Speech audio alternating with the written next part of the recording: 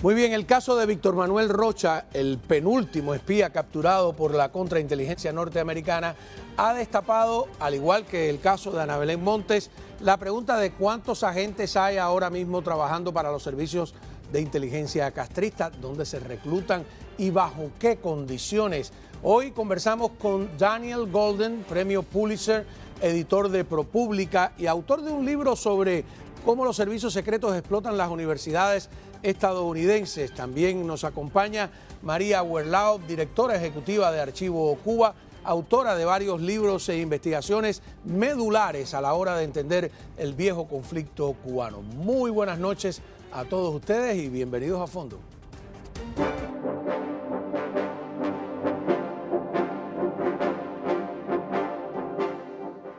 Muy bien, María, muchísimas gracias por estar aquí con nosotros en la mesa. Un gusto tenerte por acá. Igual, gracias por la invitación. Gracias a ti. Vamos a pasar directamente con Dan Golden, Senior Editor de ProPublica, premio Pulitzer y autor de este libro tan elogiado. Muchísimas gracias, Dan, por estar con nosotros. Gracias a ti por tenerme. Empecemos por el libro. Por la razón que de tanta actualidad, que es de cómo trabajan los servicios de inteligencia en las universidades. Y lo digo que es de actualidad por el tema de Israel y Hamás, que hemos visto que en las principales universidades norteamericanas de pronto hay todos unos movimientos de izquierda, pro-palestinos, incluso antisemitas, que han sorprendido hasta a los europeos. Si pudiera usted explicarme un poco el análisis que hace en este libro de las universidades y de lo que ocurre con los servicios de inteligencia.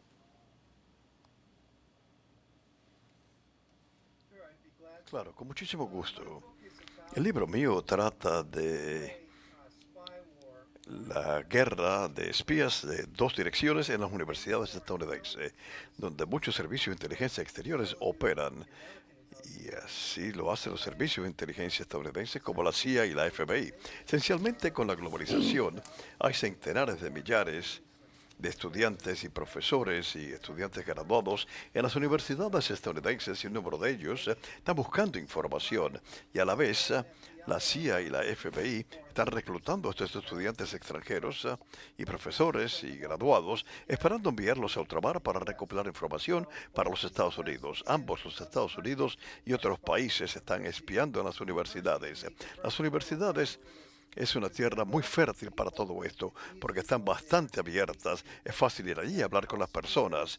Y también debido a que los profesores de hoy día pueden ser los miembros del gobierno estadounidense de mañana o del Consejo de Ministros, hay una puerta entre la academia y el gobierno estadounidense y es más fácil conseguir a alguien y obtener información de ellos y reclutarlos como están en el recinto universitario y no cuando son oficiales gubernamentales. Las universidades son una tierra muy fértil para los espías y se han convertido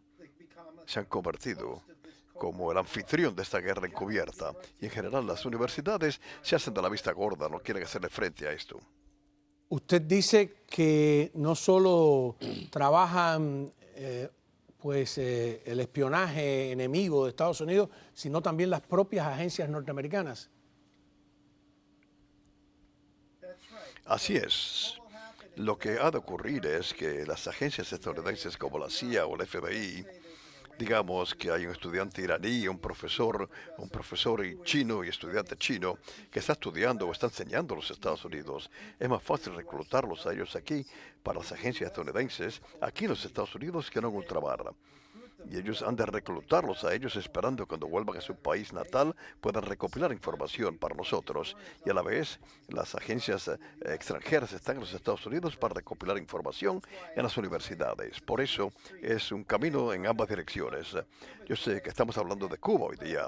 Con respecto a Cuba, hay muy pocos estudiantes cubanos en las universidades estadounidenses. Lo que Cuba tradicionalmente ha hecho es que han reclutado a estudiantes y profesores que no son de Cuba son de Puerto Rico y por lo tanto son ciudadanos estadounidenses quienes están a favor de Cuba por razones ideológicas y los utilizan a ellos para recopilar información y si reclutan un estudiante de una universidad principal tipo Ivy League lo pueden llevar al gobierno estadounidense, así como Cuba opera muy a menudo y otros países tratan de evitarlo. Claro, y también Cuba tiene grandes cantidades de estudiantes de todo el mundo en sus escuelas, sobre pretexto de que son escuelas gratuitas. ¿También puede ser este un método de reclutamiento internacional?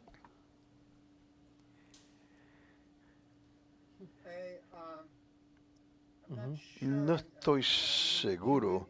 ¿Tú quieres decir cubanos en secundarias en Cuba? No, extranjeros. Quizás No estoy María, seguro a qué te refieres. María que está más enterada de este asunto. Cuba tiene escuelas para estudiantes extranjeros en la Escuela de Medicina, en la Escuela de Cine, en la Isla de Pino tiene becas, escuelas completas que son solo de extranjeros. No sé si, María, estás al tanto de este tipo de intercambio académico de una sola vía.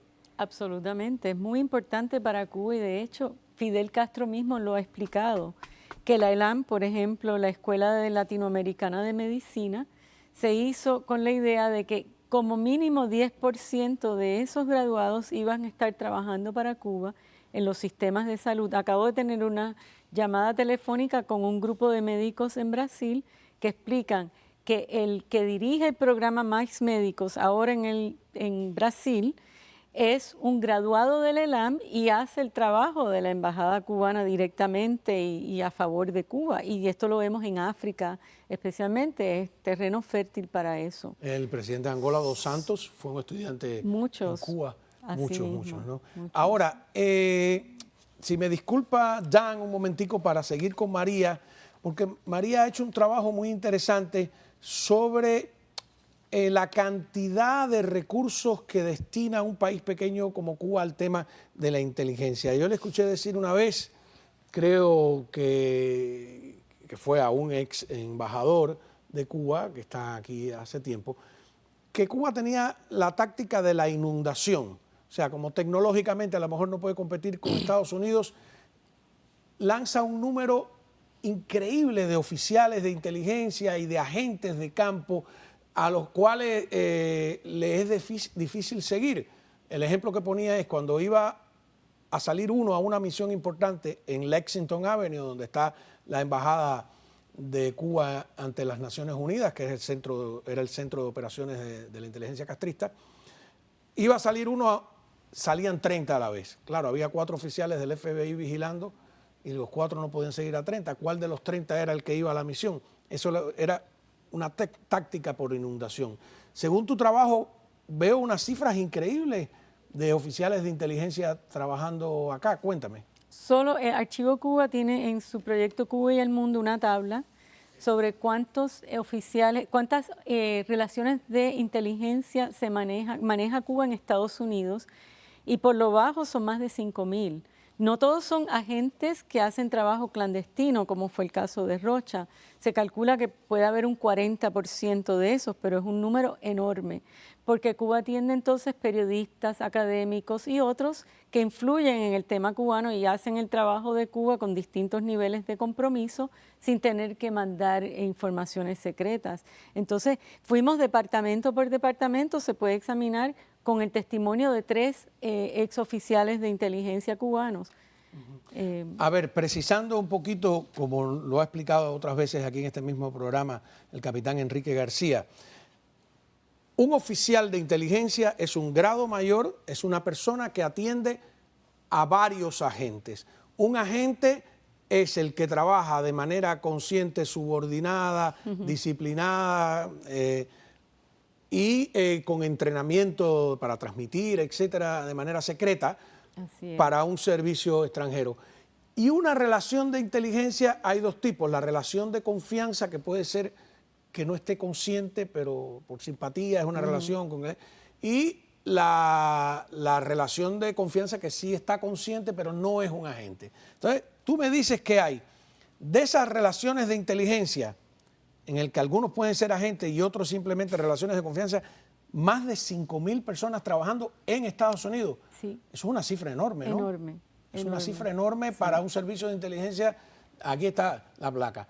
Oficiales de inteligencia, que son ya las personas, los 5 espías famosos, eran oficiales de inteligencia, tenían una red de agentes, 385 trabajando en Estados Unidos. Eso también... Está por departamento si lo buscan. Sí. Eso es conservadoramente. Y otra cosa que hay que tener en cuenta con Cuba es que Cuba usa agentes ilegales, que son personas que tienen cambiada la identidad. que tienen cambiada la identidad, que aparecen como hondureños, salvadoreños, de otras nacionalidades que son agentes muy entrenados en Cuba Como para 4 adoptar de los una 5, leyenda. ¿no?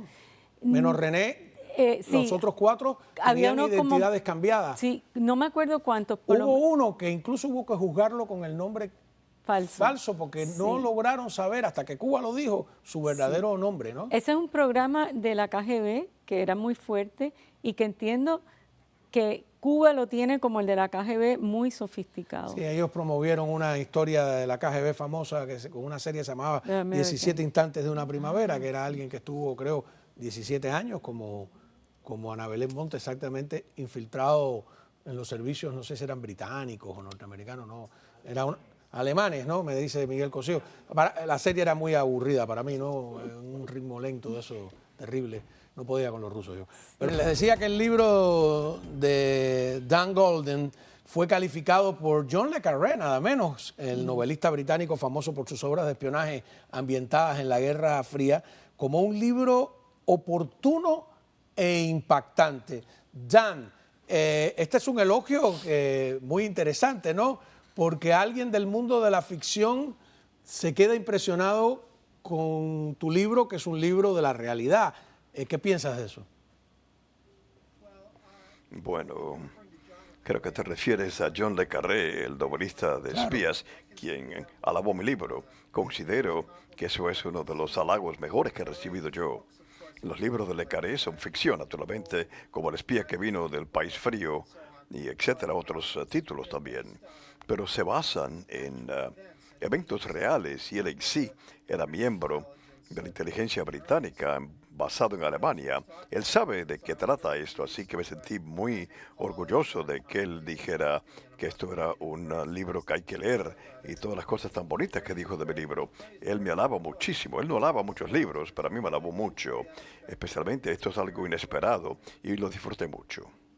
¿Cuál es el gran mensaje del libro? Si tuviera, tú quisieras que la sociedad norteamericana abriera los ojos sobre un tema, ¿cuál es?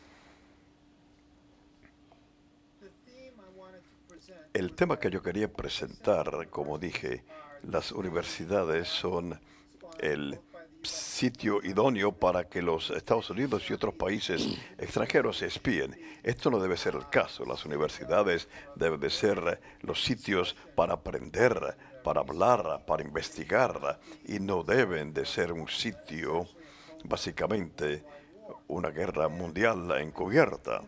Yo creo que las universidades en los Estados Unidos toleran esto porque reciben muchos fondos, mucho apoyo financiero de la comunidad de inteligencia, la CIA y el FBI, el NSA y otras agencias de inteligencia.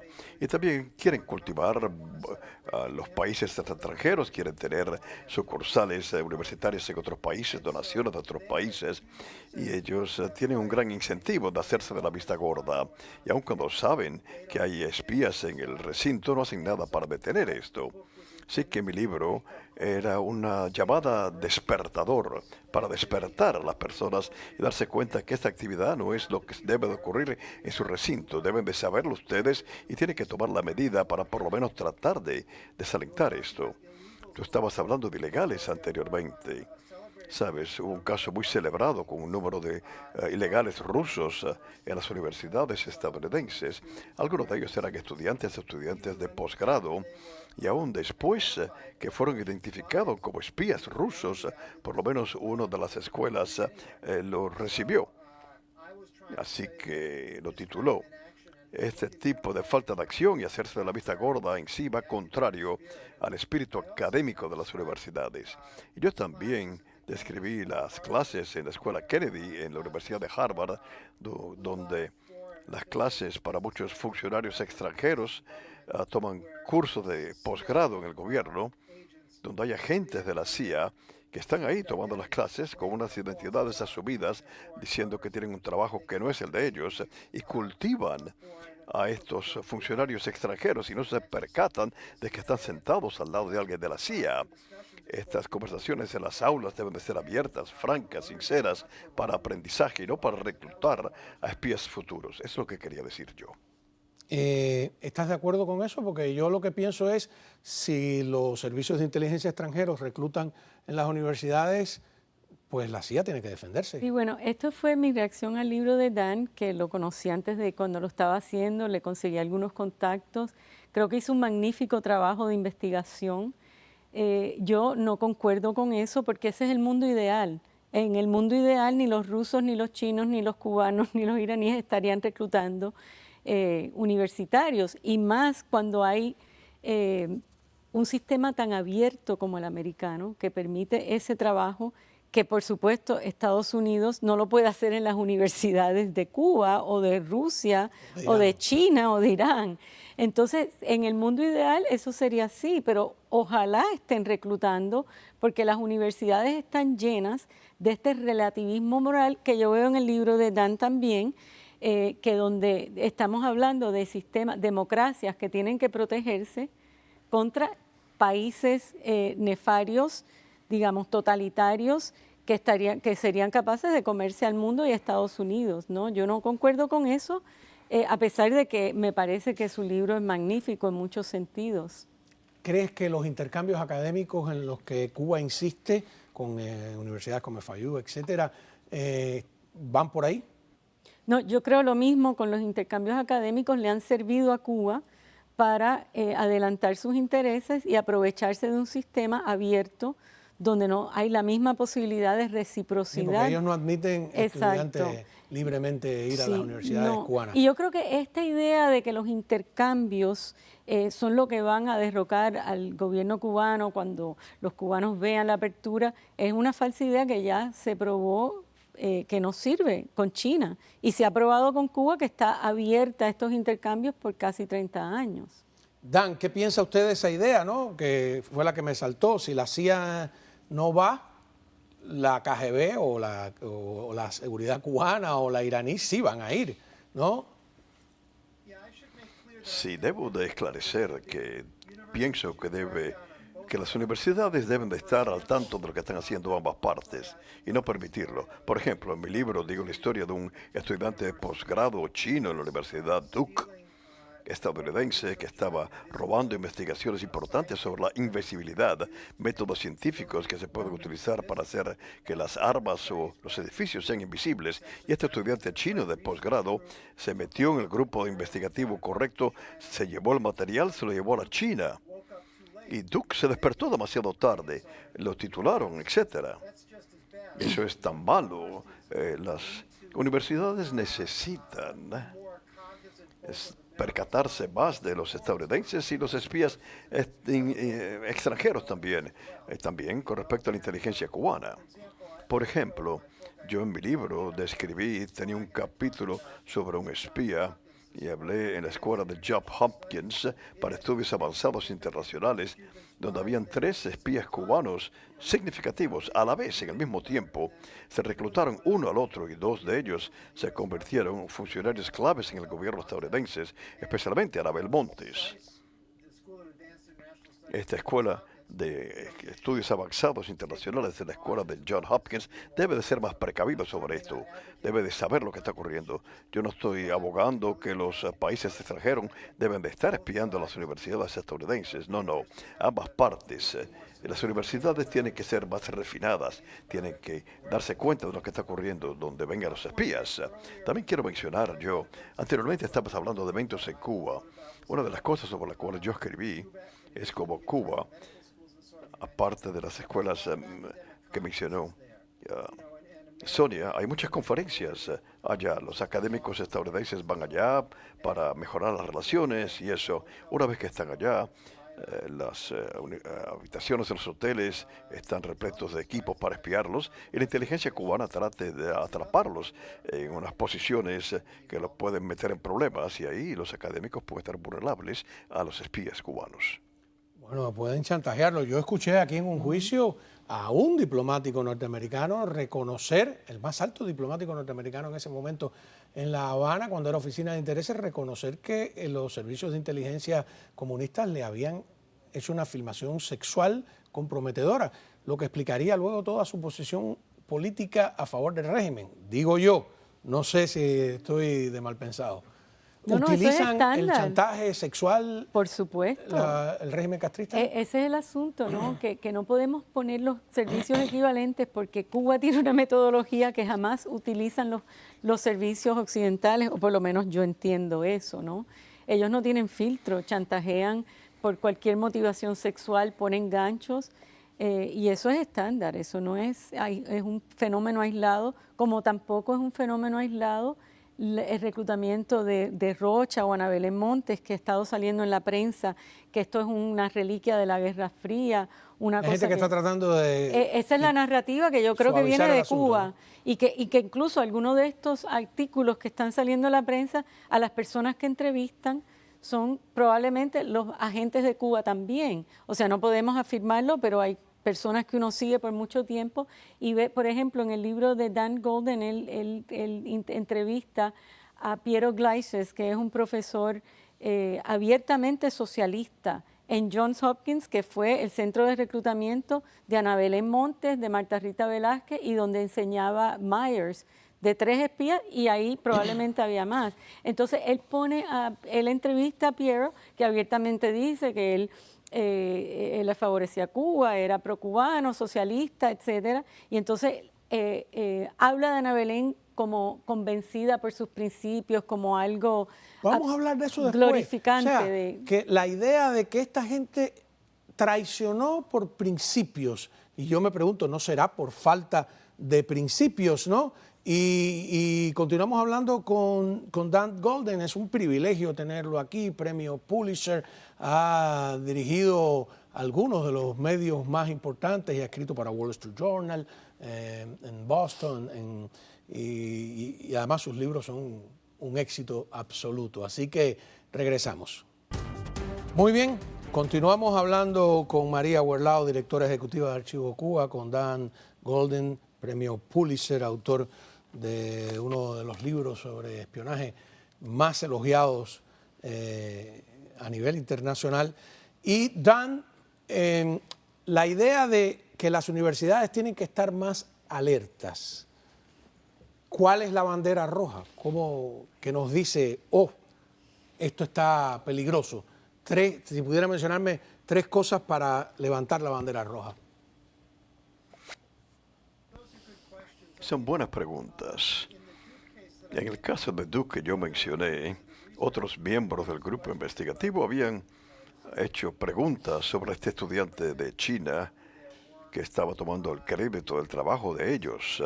Era una situación en la cual ellos tenían una máquina que habían desarrollado ellos para mejorar sus proyectos científicos y esta máquina fue replicada en la China. Fue copiada. Él invitó al profesor a dar charlas en China y el contrato, como se tradujo el contrato, se vio que había, sabes, que era un compromiso mucho mayor que lo que el profesor anticipaba. Así que sí estaba tratando de reclutar al profesor. Estos pueden ser banderines rojos. Uno de los problemas es que las universidades no tienen muchos cursos sobre quién es el dueño de estas investigaciones y las patentes, etcétera. Y los investigadores, pueden sacarle ventaja a esta ambivalencia. Sí que un banderín rojo puede ser obtener una patente en otro país en base a investigaciones estadounidenses sin obtener la aprobación de la universidad. Pudiera ser también el tomar la información de un tercero como propia. Y esos son por parte de las investigaciones, lo que se puede saber. Y también las técnicas de inteligencia estándares, tratando de llevarse a un estudiante diciéndole, tenemos a alguien que quisieras que conocieras, y esa persona te invita a hacer trabajo para ellos, escribir algún tipo de ensayos o documentos, y una vez que te han pagado servicio inteligente, ya te atraparon. Hay que saber cuál es el interés de las personas porque quieren que hagan trabajos para ellos. Eso puede ser también un banderín rojo. Aquí uno de los problemas, María, es que parte del trabajo de la inteligencia castrista, que es de propaganda, es que Miami tenga una mala imagen, que los cubanos parezcamos todos unos paranoicos, que vemos espías por todas partes, y cuando vamos con una denuncia, o alguien va con una denuncia al FBI, cuesta trabajo que te tomen en serio, ¿no? Supongo, pero 2 puntos. Mira, eso que él habla del capítulo sobre China, que está magnífico en su libro, muy poca gente sabe que Cuba tiene una unidad científico-técnica donde José Cohen era oficial, que estuvo aquí en tu programa, ¿no? Y que Cuba hace ese espionaje electrónico y que además se lo pasa a sus aliados, ¿no? Por dinero. Y que Cuba en muchos sentidos tiene una ventaja por sobre los rusos, por ejemplo, que lo usan porque es mucho más fácil hacer el trabajo de Cuba porque ya hay hace décadas sembrado lo que yo llamo el síndrome Che Guevara, que se ha hecho la revolución romántica, pobre Cuba oprimida por los Estados Unidos, etcétera. Tiene una ventaja por sobre, por ejemplo, el discurso ruso, en captar estudiantes en las universidades o, o personas en las empresas que les regalan a Cuba trabajo, no solo desde las humanidades, ¿no? Pero bueno, y también eso lo vemos, la pregunta que tú estás diciendo no solo es el FBI, que le deben tocar la puerta, además muchos espías para confundir y con pocos recursos es muy difícil investigarlo, pero que el trabajo de Cuba es insidioso en muchísimas materias y que se ve en la prensa de los Estados Unidos. Cuando tú ves un mensaje que favorece a Cuba en la prensa, te das cuenta que detrás de eso hay una narrativa que se copia en Nueva Zelanda, en Inglaterra, en la India, el mismo mensaje. Entonces Cuba tiene una serie de periodistas trabajando a favor de Cuba que no les pagan porque son también contratados ilógicos. Y todo eso siembra una confusión en torno al tema cubano que permite que se recluten personas como estos que acaban de agarrar y sabe Dios cuántos más. Claro, aquí he contado otras veces que como periodista varias ocasiones me saltó o me llamó la atención que entrevistaba a una persona en el punto A y me daba un argumento original para defender el castrismo y después en el punto B otra persona que aparentemente no se conocía me lanzaba el mismo argumento y en el C, digo, qué raro, parece una consigna, ¿no? Así mismo. De repente, y van cambiándola, ¿no? El tema de la consigna. Y algunas son, como tú dices, resbalosas, como la idea de Cuba en realidad no quiere que le levanten el embargo. Bueno, ese argumento. Tú lo oyes en varias ocasiones y hay gente, lo mejor que se puede hacer con Cuba es restablecer relaciones. O este señor que cuando Fidel se enferma y le traspasa el mando a Raúl, dice aquí en este mismo canal, en un programa de televisión, que lo más conveniente para Estados Unidos es que en Cuba haya un gobierno firme que impida un éxodo masivo. O sea, el mensaje era clarísimo, que Estados Unidos debía apoyar a Raúl, pero lo dicen, lo sueltan por abajo, ¿no? Es muy complejo porque no todo el mundo que está ayudando a Cuba con su narrativa es un espía, un colaborador. Hay gente que tiene esas ideas y eso también se va colando sin que la gente se dé cuenta, porque hay mucha ignorancia de la verdadera historia de Cuba, de la revolución, de sus víctimas, de los derechos humanos, por una serie de razones, entre ellas el trabajo tan efectivo claro, que ¿no? se ha Cuando hecho. te dicen Ana Belén Monte era la reina de Cuba, realmente no sabía nada de Cuba, era un ignorante total y por eso es fácil de reclutar. Tú fuiste departamento por departamento, nosotros no copiamos nada más los términos generales, pero ¿cuáles son los 2 departamentos a los que dedican mayor cantidad de personal? No te puedo responder porque no me acuerdo, porque ¿No? esa tabla está puesta hace varios años ahí. Tendrías que preguntarle a Enrique o a alguno A ver, de ahí ellos. tenemos ahí Mira, ahí que está. dice MI, Estados Unidos, el Departamento de Estados Unidos 50. parece ser el que más personas tiene, ¿no? O sea que dedican 50 oficiales de inteligencia dedicados solo a los Estados Unidos. Y cada uno maneja entre 50 12 y 15 relaciones, cada uno. De influencia, ¿no? Relaciones en general, de influencia o agentes. Esa tabla, por lo demás, está corroborada hasta el año 2003. 10 al científico técnico, así viéndolo. No, en realidad son todas actividades contra de los 385 veo ahí, por lo menos 275 dedicados a Estados Unidos. Eso es solo completamente. Estados Unidos. Ah, todo esto es nada más Eso contra es Estados Unidos. solo Estados Unidos. Hay una tabla sobre cuánto se calcula que trabaja en América Latina.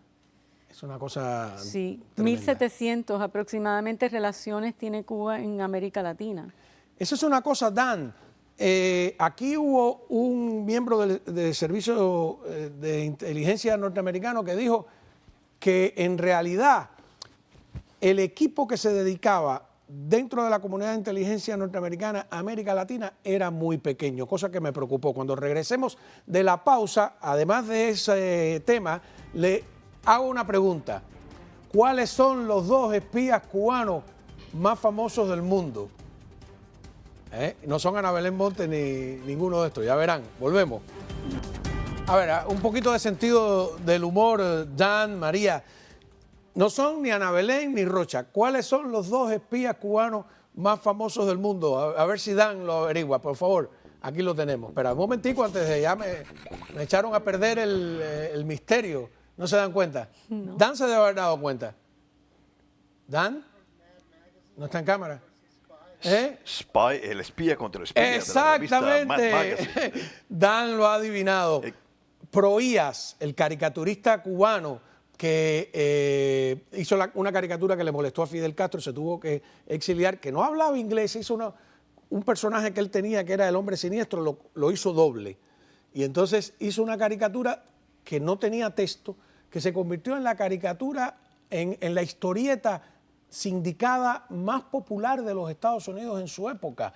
Y Proías está enterrado ahí en la 8 y la 30 y tanto en el cementerio.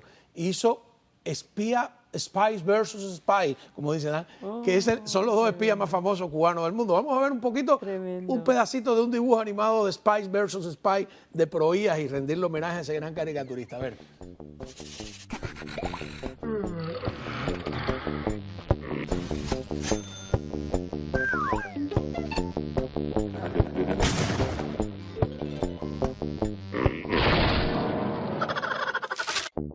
Bueno, ahí tiene montones. Así que Dan, acabas de ganar un premio por adivinar el espía de Spies versus Spy.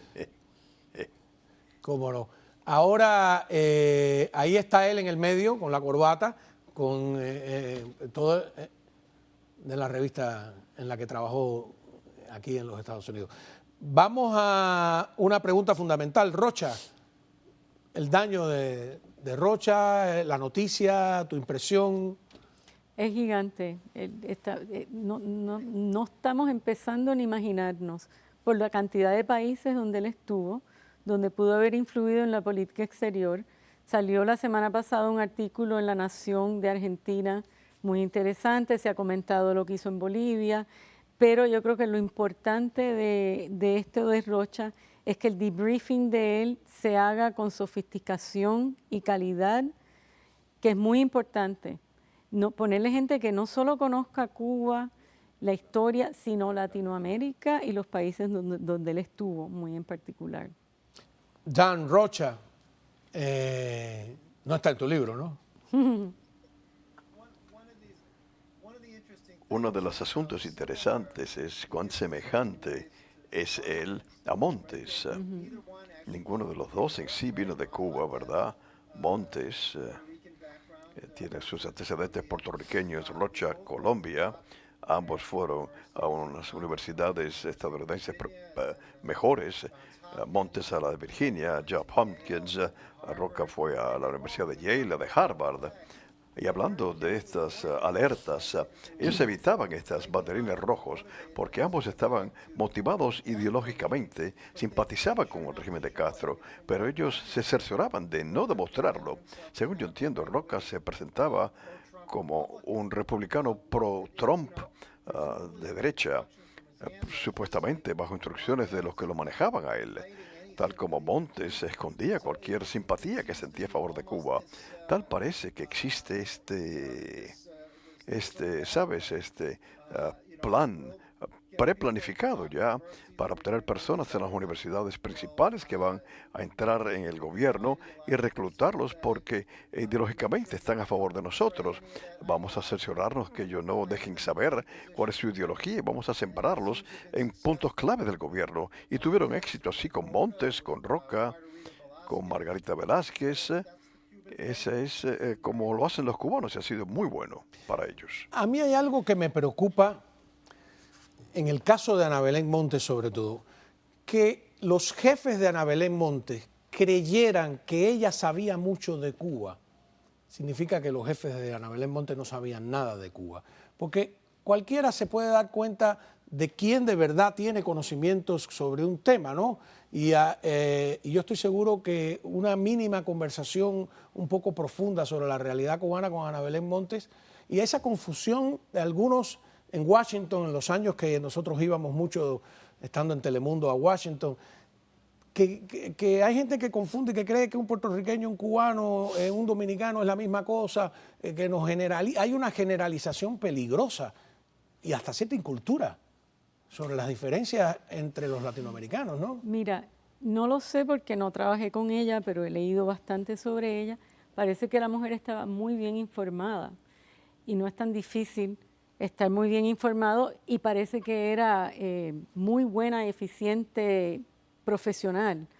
Entonces era muy seria en su trabajo y no tenía que entrar en la ideología. Pero el tema con Ana Belén, que me preocupa con Rocha, que se ve aquí un reclutamiento de gente muy joven de origen hispano, minorías en Estados Unidos, en las universidades elite, porque Rocha es reclutado en el 73 en Chile, por lo menos eso dicen los documentos en la corte, ¿no? En el 73 él se gradúa de de Yale. Tiene un año antes de entrar a Harvard a hacer la maestría en el 74. No sé por qué él va a Chile, yo supongo que ya en Yale alguien lo había indicado, o sea, había habido un señalamiento y lo habían estudiado porque eso es lo que hace la Dirección de Inteligencia, estudia a la persona y debe haber sido invitado a Chile durante el gobierno de la Unidad Popular que termina en septiembre del 73 con el golpe de Estado. Entonces, y ahí dice los documentos de la Corte que va elsewhere, no sabemos a dónde, pero probablemente un congreso socialista donde se completa el reclutamiento de él es en el 73, pasa por Harvard, después por Georgetown, donde hace otra maestría, y ahí entra con ayuda de gente como Brian Latell, que él ha publicado a la prensa, no me lo ha dicho él, entra en el servicio de Estados Unidos exterior, que eso es una prueba muy difícil, vienen unas entrevistas y demás. Entonces, él es proyectado por Cuba, como fue Ana Belén, a entrar en el gobierno americano. Ahora, Dan, esa revelación que se hizo aquí de que dedican muy poco personal a América Latina, hay como poca preocupación en Washington sobre América Latina, parecen mirar más hacia el este que hacia el sur. Tal parece como que es algo preocupante, porque yo me centro en las universidades y no tengo tantos conocimientos sobre cuántas personas o cuántos analistas se centran en Cuba, en el gobierno estadounidense, pero si es lo que tú dices, yo creo que eso es preocupante. Con respecto a Roca, una de las cosas sorprendentes es la longevidad de él, cuán longevo es como espía. Como dijo María, comenzó en los 70s, la década de los 70s, y sigue activo. Montes acaba de salir de prisión después de haber cumplido una sentencia de 25 años o casi. Y Roca es mayor que ella. Es raro ver a alguien que dure tanto tiempo y es tan activo por tanto tiempo. Él tiene que haber comenzado a estudiar la política estadounidense a favor de Cuba durante mucho tiempo ya. Probablemente va a tomar mucho tiempo para desenmarañar todo lo que hizo él, ya que fue una carrera muy larga. Sí, sí. Continuamos hablando con Dan Goldin, María Huerlao. ¿Tú tienes la impresión de que hay algo de fanatismo, incluso hasta religioso en esto? Como él? Absoluta. O sea, para mí, como yo te decía, es la religión del Che Guevara o como le quieran uno llamar, ¿no?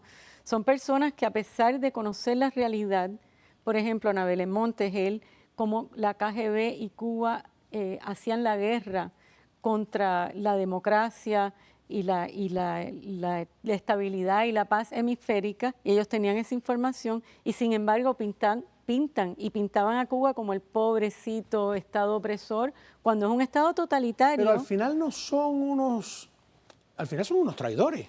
Pues son traidores no solo de su patria, sino del pueblo salvadoreño, cubano, venezolano, etcétera. ¿Cómo se entiende, por ejemplo, este hombre Rocha, que si tenía esa ideología, nunca se fue a vivir a Cuba cuando se retiró del Departamento de Estado? Vivía Creo como un que tiene millonario, varias propiedades aquí en Brickell. como un capitalista, ¿no? Entonces tú dices, ¿pero qué es esto? No es razonable esta cuestión. Dan, ¿son traidores? Bueno, esa es una palabra dura, pero creo que legalmente se debe usar, sí. Supongo que ellos tomaron estas decisiones por razones ideológicas, como María destaca.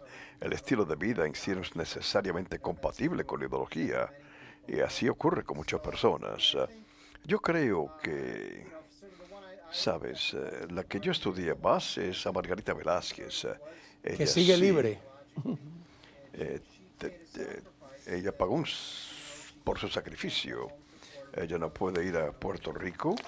A su casa, está exilada bajo acusación formal, pero creo que una de las preguntas interesantes, y yo recientemente no lo he estudiado. Se nos a acabó, fondo para saber, Dan, disculpe que se nos acabó el tiempo, qué pena, pero no se preocupe. Tiene que volver, tenemos otra cita, ¿no? Y además, ¿el libro está en español? Todavía, pues a compromiso, hay que traducir el libro al español. Muchísimas sí, gracias. pronto.